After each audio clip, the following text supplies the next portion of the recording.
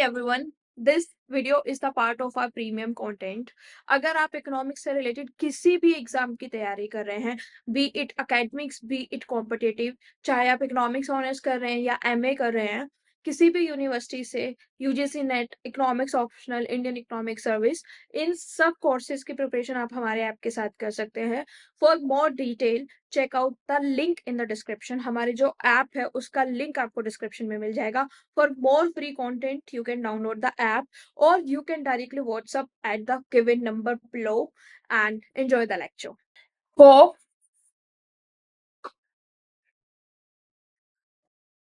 Cobb Douglas production function and Euler theorem, या फिर हम इसको प्रोडक्ट एक्सहॉशन थ्योरम भी बोल सकते हैं. तो कॉब डगलस प्रोडक्शन फंक्शन की जो सबसे इंपॉर्टेंट प्रॉपर्टी है वो ये है कि कॉब डगलस प्रोडक्शन हमको हेल्प करता है टू प्रूव यूलर थ्योरम और प्रोडक्ट एक्सहॉशन थ्योरम. यूलर थ्योरम और प्रोडक्ट एक्सहॉशन थ्योरम एक ही चीज के दो नाम हैं. यूलर थ्योरम मैथमेटिकल नाम है, प्रोडक्ट एक्सहॉशन थ्योरम सेम थ्योरम को माइक्रो इकोनॉमिक्स में कहा गया है. The what is the theorem? सबसे पहली बात तो यही निकल के आती है. थ्योरम कहती है इन केस ऑफ homogeneous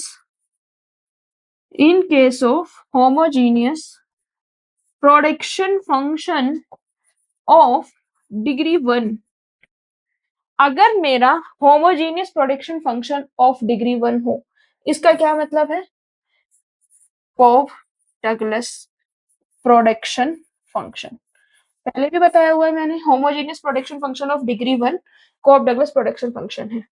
इतनी बात से हमें समझ में आया है कि ये कॉब डगलस प्रोडक्शन फंक्शन है and this is showing the constant returns to scale. ठीक है. In case of homogeneous production function of degree 1, if each unit of every factor is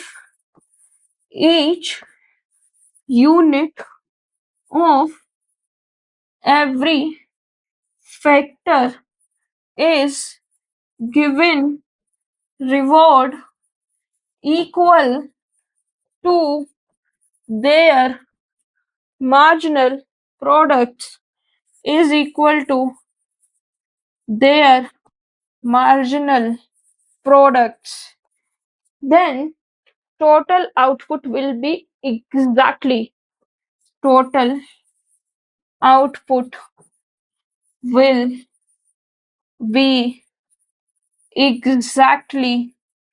divided among those factors. देखिए क्या मतलब है इस बात का? इस बात का मतलब है कि in case of Cobb Douglas production function, अगर हम हर यूनिट ऑफ फैक्टर, यानी कि जितने भी फैक्टर हमने एम्प्लॉय किया है, हर एक यूनिट को अगर उनके मार्जिनल प्रोडक्ट्स के इक्वल पे करते हैं तो हमारा टोटल आउटपुट जो है वो उनमें कंप्लीटली डिवाइड हो जाएगा. ठीक है. हमारा टोटल आउटपुट क्या है? उनमें कंप्लीटली डिवाइड हो जाएगा. और हम ये भी कह सकते हैं कि प्रोडक्ट एक्सहॉशन थ्योरम क्या कहती है कि हमारा टोटल प्रोडक्ट जो है that will exhaust in paying to all the marginal in paying to all the inputs. जैसे कि यहाँ पे हमने दो फैक्टर लिए एल के, लेबर एंड कैपिटल. ठीक है.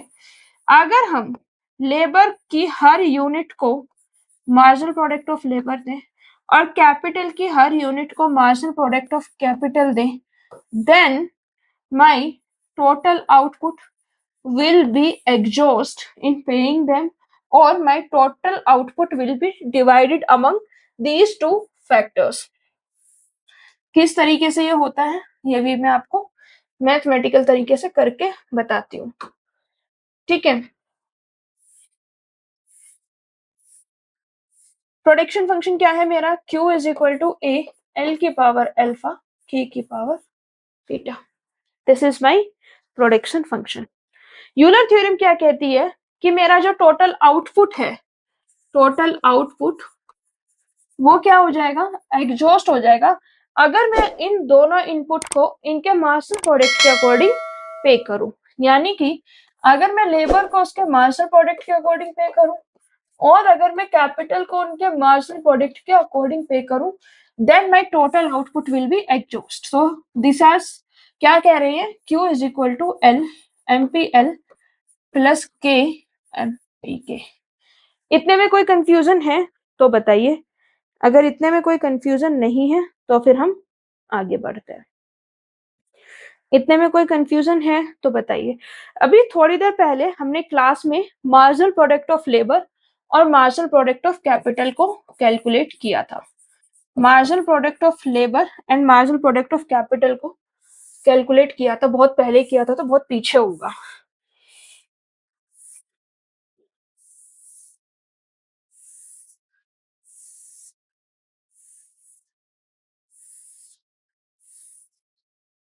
This is marginal product of labour and capital.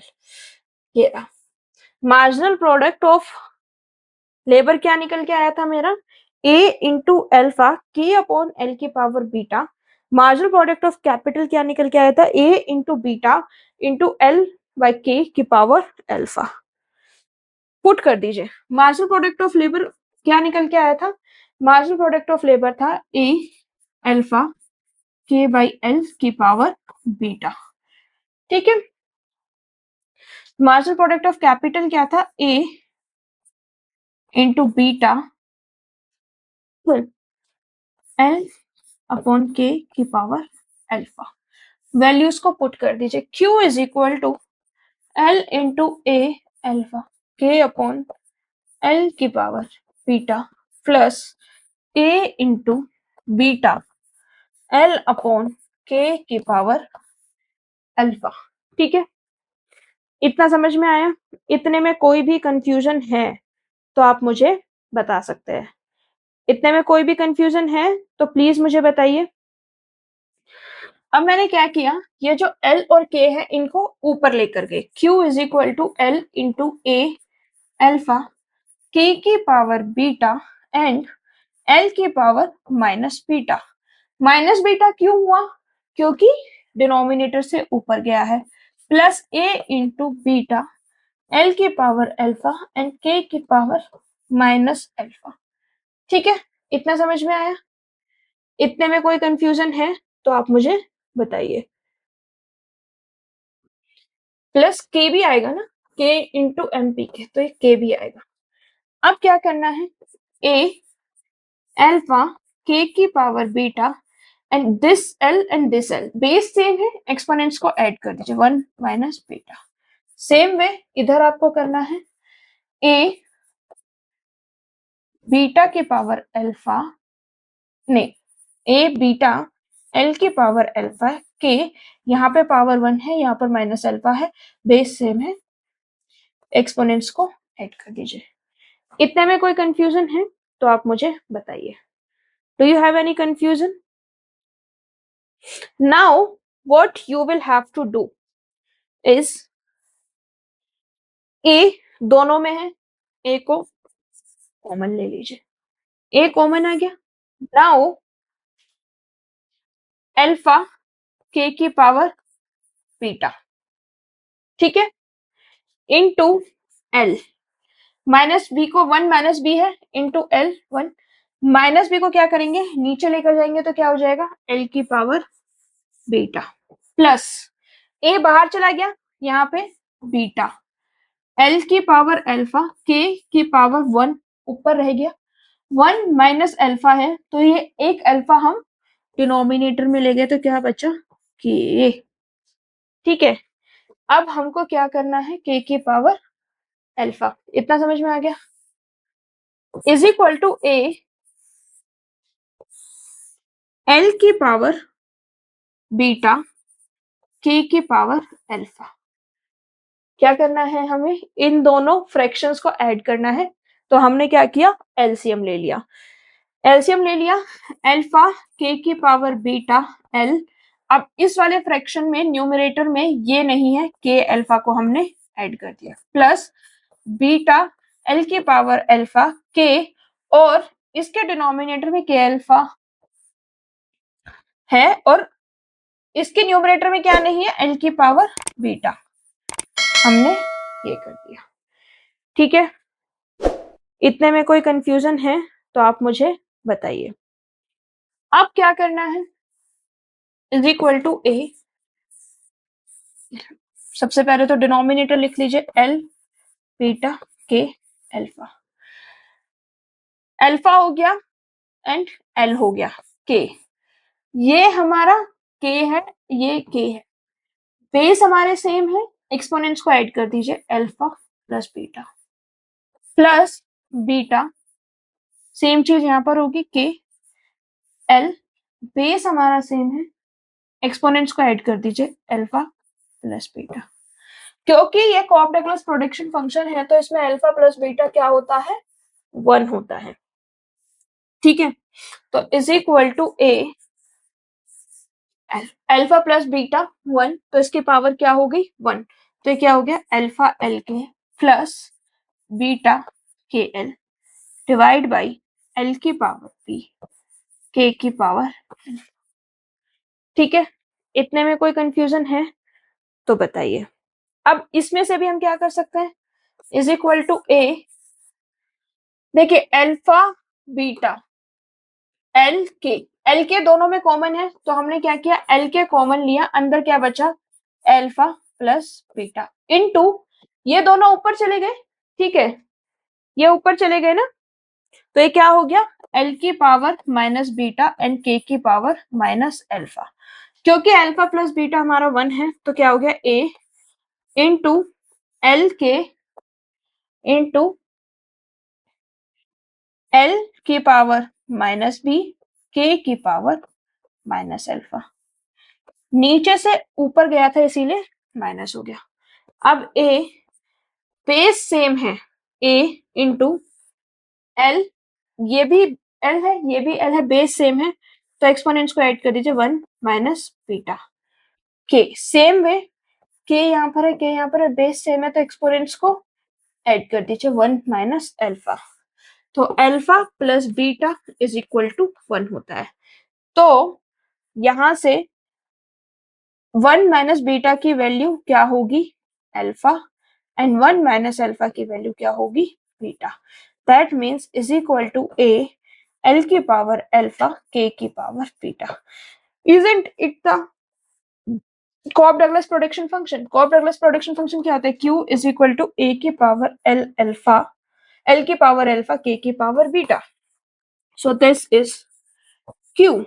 तो बेसिकली जो यूलर थ्योरम ने बोला था या जो प्रोडक्ट एक्सॉशन थ्योरम ने बोला था कि इफ वी पे each factor according to its marginal product then total output will be exactly divided among the factor, वही तो हुआ है।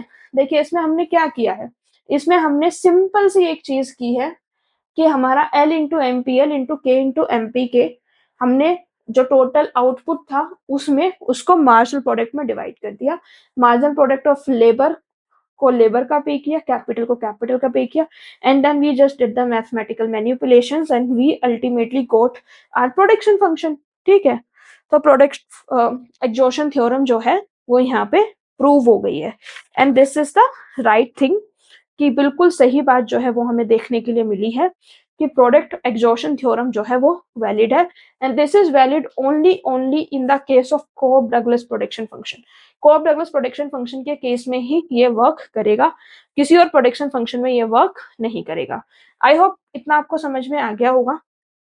अब इसके बाद में ना हमें एक चीज और समझनी है, दैट इज, देखिए सबसे सिंपल सी चीज मैं अभी आपको बताने की कोशिश करती हूँ।